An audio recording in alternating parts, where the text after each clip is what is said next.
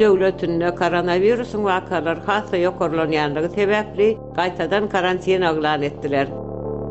Geçirilen koronawirus barlygy netijesinde milyonlarça adamdan virusyň pozitiv ýagdaýy çykdy.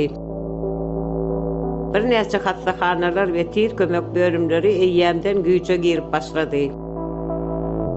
Döwletiň 26 milyon ýyratdan ibaret bolan Şanhay şäherine hem karantinalaryň giriljekdigi habar berildi.